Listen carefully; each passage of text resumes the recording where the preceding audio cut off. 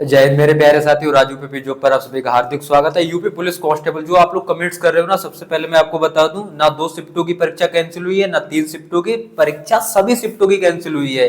परीक्षा सभी को दोबारा देनी है। आप लोग पहली बात कान खोल के सुन लो, ठीक है ना। यानी कि परीक्षा पूरी तरह से पूरी रद्द की गई है। परीक्षा दोबारा होगी नए सिरे से, ठीक। दूसरी बात, आवेदन फिर से होंगे? जी बिल्कुल नहीं। आवेदन जितने हो चुके हैं वही आवेदन रहने वाले हैं। और एग्जाम अगर आपने दिया है या नहीं दिया, सभी को मौका मिलेगा। आप लोग सभी एग्जाम देने जाओगे। दूसरी बात क्लियर हो गई, ठीक है। तीसरी बात, इस बार परिवहन आपको खुद निःशुल्क लेके जाएगा। यानी कि आपके जहां भी सेंटर जाएंगे आप लोग फ्री में वहां जाओगे। तीन बातें, ठीक है, क्लियर हो गई। यूपी पुलिस कांस्टेबल एग्जाम होना है, पेपर रद्द हो गया। 17-18 फरवरी जो पेपर हुआ था वो रद्द हो गया है। 4 सितंबर पेपर हुआ था, आप सभी के लिए अच्छे से पता है। इसमें दोस्तों सबसे पहले धन्यवाद उन सभी टीचर्स के लिए जो आपके हित में इतना ज्यादा आगे आए। ना दिन देखा ना रात। खासकर विवेक सर, देख रहे हो ना कैसे आपके साथ लगे रहे। नवीन सर भी, आपके A to Z जितने भी टीचर हैं, मैंने सभी को देखा है भाई। इको गार्डन में जा रहे हैं बेचारे, अपने वीडियोस बना रहे हैं, आपके लिए लड़ रहे थे। कहीं ना कहीं वो पेपर लीक भी हुआ था। और इतनी ज्यादा जब मात्रा में आप लोग बात रखते हो तो बातचीत सुनी जाती है। देखो साक्ष्य आपने दिए, साक्ष्य उन्होंने देखे, साक्ष्य आपके सही थे, इसीलिए आपका ये एग्जाम दिया गया कि भैया हाँ सच में ये चीज है, गड़बड़ दिख रहा है हमें भी। तो सीएम साहब ने डायरेक्ट कह दिया भाई अगर ऐसा हुआ है, बच्चों के साथ खिलवाड़ हुआ है, तो इसको रद्द करके दोबारा परीक्षा कराओ 6 महीने के अंदर। और उन्होंने सख्त आदेश दिए, जिन्होंने ऐसा किया है सबसे पहले उनको सजा दो, जेल में डालो, कुछ भी करो, कठोरतम कार्रवाई अपना उनके खिलाफ, FIR दर्ज करो, कुछ भी नहीं, लेकिन हाँ सब कुछ ये चीज होना चाहिए, ठीक है ना। अब दोबारा ऐसा नहीं होना चाहिए कि फिर ये वाक्य सामने आए परीक्षा लीक का। एक बार हो चुका है दोस्तों। अभी देखो सीधी सी बात मैं आपको बता रहा, अभी ये दूसरा पास आपके पास मौका है, दूसरा मौका है आपके पास। अभी आप पहली बार क्या करके आओ, ये लोग बहुत तरह से, बहुत अच्छी तरह से आप भी जान रहे हो, ठीक है ना। अगर कुछ बहन भाइयों को छोड़ दें, बाकी आप लोग सब अपनी जान गए हो ना कि आप क्या करके आए हो एग्जाम में। मर के आए हो एग्जाम में, कैसा स्कोर गंदा गंदा करके आए हो। रो रहे थे कमेंट सेशन में कि इतना गंदा गंदा आप लोग तब स्कोर करके आए थे। कुछ बहन भाइयों को छोड़ दो जो अच्छा स्कोर करके आए, बाकी के सभी मर के आए हो बिल्कुल। और 1.5 साल में समझा रहा था कि कैसे अटेम्प्ट पेपर करें, कैसा क्या करना है। जो रणनीति अपना के गया वो बहुत अच्छा रहा। मैंने कहा 150 प्रश्न आएंगे, 150 प्रश्न में से छोटे छोटे प्रश्न वो देखना, 150 में से ओवरऑल कि जो आप पर आते हैं जो छोटे प्रश्न है, जो कम समय ले रहे हो। और ऐसे प्रश्न आपको 80-90 दिखते हैं। मैं उसमें मैथ, रीजनिंग, हिंदी, जीके सब मिला के 80-90 100 क्वेश्चन ऐसे होते हैं जो छोटे छोटे होते हैं। 50-60 क्वेश्चन लेंथी होते हैं, चाहे वो जीके हो, चाहे रीजनिंग हो, चाहे हिंदी हो, हर चीज में लेंथी होते हैं। ये चीजें कोई नहीं समझा, देखा गया वहां 100 तक नहीं पहुंच पाया, तब तक टाइम खत्म हो गया। 120 तक नहीं पहुंच पाया, टाइम खत्म हो गया। लास्ट के 30% देख भी नहीं पाए। पहली गलती। दूसरी गलती, इंतजार करते रहते हो। अभी 6 महीने उन्होंने बोल दिया ना, 6 महीने के अंदर एग्जाम होगा। अभी आप लोग इंतजार करोगे, अभी जी नई तारीख आ जाए, तारीख हो जाए, उसके बाद हम पढ़ाई स्टार्ट करें, फिर मर के आओगे। अरे यार इतना अच्छा मौका मिला है, अब काहे इसको नहीं भुनाओगे। इतना शानदार अवसर मिला है दोबारा के लिए। अगर आप स्कोर 120 करके आए थे तो इस बार स्कोर 130 करके आओ। अगर आप लोग 70 स्कोर करके आए थे तो इस बार स्कोर 120 करके आओ। हर तरह से यानी कि स्कोर आप लोग 100+ करके आओ। 100+ अगर स्कोर यहां से भी नहीं करके आए ना, तो सबसे ज्यादा बेकार बंदे आप ही लोग होंगे। अगर यहां से आप लोग 100+ क्वेश्चन नहीं करके आए, मैं तो कह रहा 120 टारगेट अब हर कोई रख लो अपना बना के।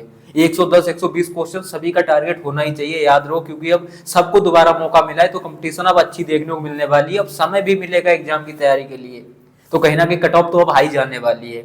अब मेहनती बंदे आएंगे इसमें, बात ये है ना। अभी आप लोग मेहनत करोगे, आपकी आंखें खुल गई कि आपने पहले अटेम्प्ट में क्या किया है। अगर आप पहली बार एग्जाम दे रहे थे तो आपके पास अनुभव भी आ गया, एक्सपीरियंस भी आ गया। सबको मौका नहीं मिलता है कि जी एक ही बार एक ही परीक्षा की 2 बार परीक्षा देना। एक ही चीज के लिए 2 बार परीक्षा आप दे रहे हो। पहली बार में अगर फेल हुए तो दूसरी बार पास कर जाओ। और जो पहली बार में ही पास हो रहा था, 110, 115, 100 क्वेश्चन करके आ रहा था, तो वो लोग बिल्कुल आपका इस बार अच्छा स्कोर और ज्यादा होगा। बस आपको मेहनत वहां से कंटिन्यू करने की जरूरत है।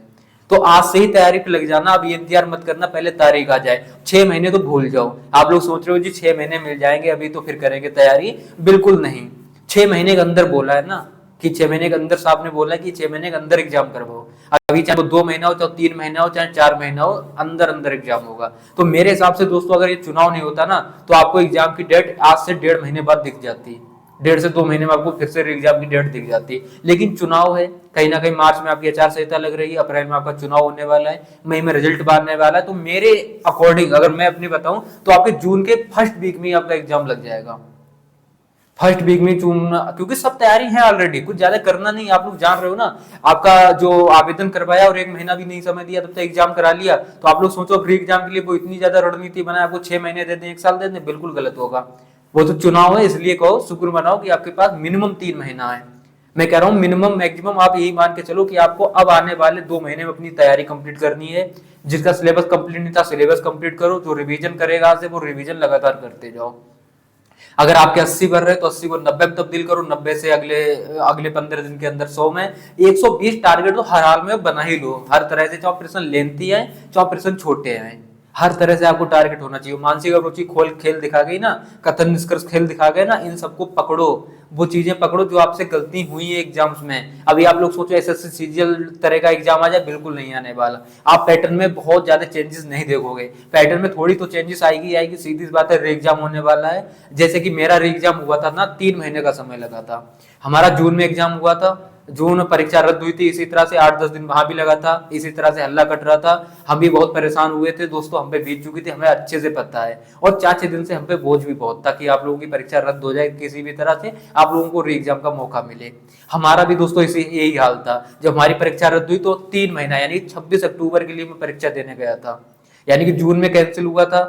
आपको पूरा जुलाई भी, जून तो चला गया था पूरा, जुलाई अगस्त सितंबर 3 महीने में मिले थे। 26 अक्टूबर हुआ तो कह सकते थे आप लोग कि 3.5 महीने हमको मिले थे री एग्जाम के लिए। री एग्जाम दिए, स्कोर हम 25 क्वेश्चन एक्स्ट्रा करके आए थे।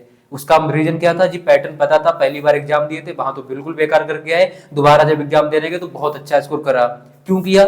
ब्लड रिलेशन हम नहीं पढ़ के गए थे, अच्छे पढ़ के गए, 3 क्वेश्चन आए। हम आर्टिकल नहीं पढ़ के गए थे, री एग्जाम में आर्टिकल आए, 3 क्वेश्चन वहां फंस गए। यानी कि इस तरह से 3-3 क्वेश्चन करके 2-2 किसी में 2-3, और फिर रीजनिंग जो गलतियां हुई वो भी सब सुधर गई। तो यानी कि इस तरह से सीधी सी बात है, आप लोग दोबारा जब जाओगे तो 120 क्वेश्चन करना कोई इतनी मुश्किल बात नहीं हो जाएगी। 110-100 क्वेश्चन तो बहुत अच्छे से आपको आना ही चाहिए। 100, 110, 115 क्वेश्चन तो हर कोई बना के आएगा ना यहाँ से। अगर आप 70 इस बार स्कोर करके आए या 75 करके आए, अगर इसको आप 100, 110 में तब्दील नहीं कर पाए तो क्या मतलब आपके पढ़ने का। यहाँ से आपके पास टाइम भी है, अभी कोई टाइम के लिए नहीं रोएगा, सब चीज सुविधा भी उपलब्ध है, कोचिंग्स भी अवेलेबल है, बस आपको मेहनत करनी है। अभी आपको 2-3 महीने लगातार मेहनत करनी है, मैं कह रहा हूँ मिनिमम 2 महीने आपको बहुत अच्छी मेहनत करनी है। मार्च, अप्रैल, मई, इन 3 महीने में आपकी किस्मत अब बदलने वाली। इन 3 महीने जो मेहनत कर गया अच्छी, वो समझो सिलेक्शन पा गया।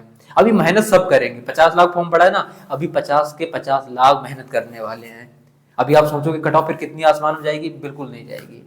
उसका सबसे बड़ा रीजन होगा, जो बंदा यहाँ से तैयार है ना, वो रिवीजन जो करेगा, जितना अच्छा रिवीजन कर जाएगा, वो कहीं ना कहीं बहुत अच्छा कंपटीशन करके जाएगा, इस बार बहुत अच्छा स्कोर करके आएगा। रिवीजन जितना तगड़ा आपका होगा, सिलेबस कंप्लीट करना ही एक बात नहीं होती, उसको बार बार रिवाइज करना बहुत बड़ी बात होती है। जितना आपका अभ्यास तगड़ा होगा ना, उतनी ही गलतियां आपसे एग्जाम में कम होगी, और टाइम भी उतनी अच्छी तरह से आप लोग मैनेज कर पाओगे। इस बार मैंने देखा है कि 2 घंटे के अंदर कोई भी व्यक्ति, बहुत ही कम बंदे ऐसे थे जो कि एग्जाम पूरा हल कर पाए, वरना सबके पास टाइम कम बच गया। क्योंकि उसका सबसे बड़ा रीजन था क्वेश्चन बड़े बड़े होना, पढ़ने में समय जाना, 2-2, 3-3 मिनट एक एक क्वेश्चन में चला जाना, इस वजह से टाइम मैनेज नहीं कर पाए। लेकिन टाइम मैनेज करना पड़ेगा, यही तो कला आपको आनी चाहिए, इसलिए ना वर्दी मिलती है। 60,244 को ही तो मिलेगी।